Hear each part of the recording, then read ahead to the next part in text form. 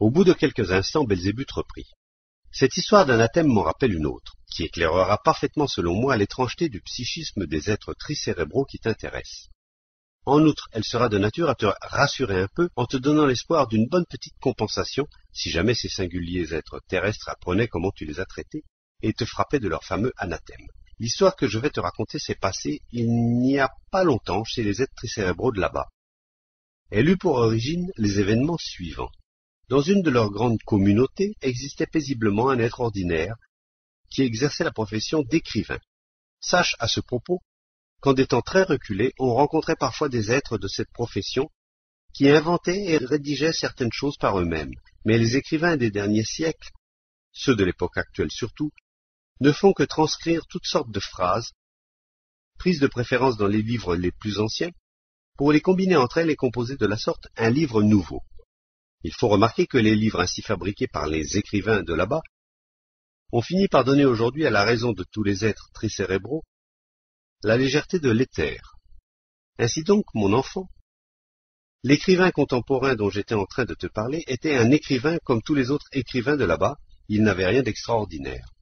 Un jour qu'il avait terminé un de ses livres, il se mit à réfléchir sur ce qu'il pourrait bien écrire encore et résolut à cette fin de chercher quelques nouvelles idées dans les ouvrages dont regorgeait sa bibliothèque, car tout écrivain qui se respecte se croit obligé d'en posséder une. Or, pendant ses recherches, un livre intitulé « Évangile » tomba entre ses mains. On nomme là-bas « Évangile » un livre écrit jadis par de certains Matthieu, Marc, Luc et Jean sur Jésus-Christ, messager de notre éternité sur cette planète. Ce livre est très répandu là-bas parmi les êtres tricentriques qui suivent soi-disant les préceptes de ce messager. Or, lorsque le dit écrivain tomba par hasard sur ce livre, il lui vint soudain cette idée. Pourquoi ne composerais-je pas moi aussi un évangile? Certaines recherches que j'entrepris dans un tout autre but me montrèrent qu'il raisonna de la sorte. En quoi suis-je donc moins que ces Jean, Luc, Matthieu, Marc, ces antiques sauvages? Ne suis-je pas plus civilisé qu'eux? Je pourrais écrire pour mes contemporains un évangile bien meilleur. Il est même indispensable d'écrire un évangile parce que les Anglais et les Américains ont aujourd'hui un faible pour ce livre, et que leurs sterling et leurs dollars ne sont pas mal cotés en bourse. Sitôt pensé, sitôt fait. De ce jour-là, il se mit à manigancer un nouvel évangile. Mais à peine celui-ci était-il terminé et publié, que commencèrent pour lui toutes sortes de péripéties. En d'autres temps, rien ne serait peut-être arrivé et ce nouvel évangile aurait simplement pris sa place dans les collections des bibliomanes de là-bas, parmi quantité d'autres livres exposant des vérités du même genre.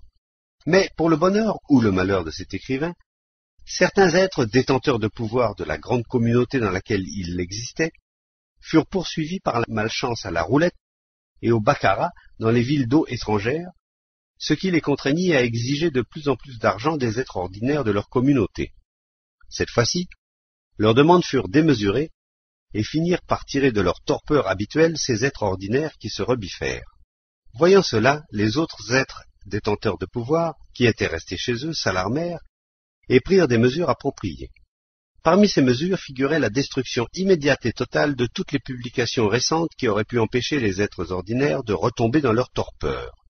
C'est précisément pendant cette période que parut l'évangile de cet écrivain. Les êtres détenteurs de pouvoir trouvèrent dans le texte de ce nouvel évangile certaines choses qui, d'après leur compréhension, pourraient justement empêcher les êtres ordinaires de retomber dans leur torpeur. Ils furent sur le point de faire disparaître illico l'écrivain et son évangile, car ils étaient passés maîtres en ce temps-là dans l'art de débarrasser leur patrie de ces parvenus qui se mêlaient de ce qui ne les regardait pas.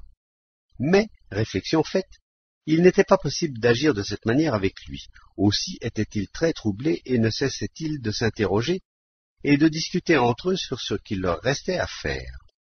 Les uns proposaient tout bonnement de l'enfermer en l'un de ces endroits où pullulent les rats et les punaises, les autres de l'envoyer là où Macquart n'a jamais chassé son veau, etc., etc. Pour finir, ils décidèrent de frapper cet écrivain et son évangile publiquement, dans toutes les règles et en grande pompe, de l'anathème dont ils t'auraient sans doute frappé s'ils les avaient appris de quelle manière tu les as traités. Et voici, mon enfant, comment se manifesta en l'occurrence l'étrangeté du psychisme des êtres tricérébraux actuels de cette originale planète. Le fait d'avoir été publiquement frappé d'anathème, ainsi que son évangile, fut pour notre écrivain, comme le dit le vénérable Moulana Nasreddin, tout simplement du nanan. les choses se passèrent ainsi. Les êtres ordinaires de cette communauté, voyant les détenteurs de pouvoir accorder tant d'attention à cet écrivain, commencèrent à s'intéresser vivement à lui. Ils se procurèrent et lurent avec avidité non seulement son nouvel évangile, mais encore tous les livres qu'il avait écrits auparavant. Aussitôt, comme il est propre aux êtres tricentriques peuplant cette originale planète, ils oublièrent peu à peu tous leurs autres intérêts pour ne plus s'occuper que de lui. Et comme cela se passe toujours là-bas, dès que les uns l'eurent comblé de louanges, les autres se mirent à le dénigrer, de sorte que toutes ces controverses augmentaient le nombre de ceux qui s'intéressaient à lui, non seulement dans cette communauté, mais dans les autres. Et cela parce que les détenteurs de pouvoir continuaient à se rendre à tour de rôle, avec de l'argent plein les poches, dans les pays où se pratiquait la roulette et le baccarat. Là, poursuivant leurs discussions sur cet écrivain, ils finirent par contaminer les êtres de ces communautés. Bref, du fait de l'étrangeté de leur psychisme, bien que cet évangile soit oublié aujourd'hui depuis longtemps, le nom de son auteur est connu presque en tout lieu comme celui d'un excellent écrivain. Et maintenant, quel que soit le sujet traité par lui, il se jette sur ses ouvrages, les considérant comme d'indiscutables messages de vérité. Ils accueillent ses écrits avec autant de vénération que les anciens Chalkians écoutaient les prophéties de leur pythonisme sacré. Il est intéressant de remarquer ici qu'actuellement, si vous parlez de cet écrivain, il n'est pas un de ces originaux qui ne le connaissent et ne le considèrent comme un être extraordinaire. Mais si vous leur demandez ce qu'il a écrit, la plupart d'entre eux, s'ils sont sincères, vous avoueront qu'ils n'ont pas lu un seul de ses ouvrages. Ce qui ne les empêchera pas de bavarder et même de discuter, l'écume à la bouche, pour affirmer que cet écrivain est un être d'une intelligence inouïe et qu'il a une connaissance phénoménale du psychisme des êtres habitant la planète Terre.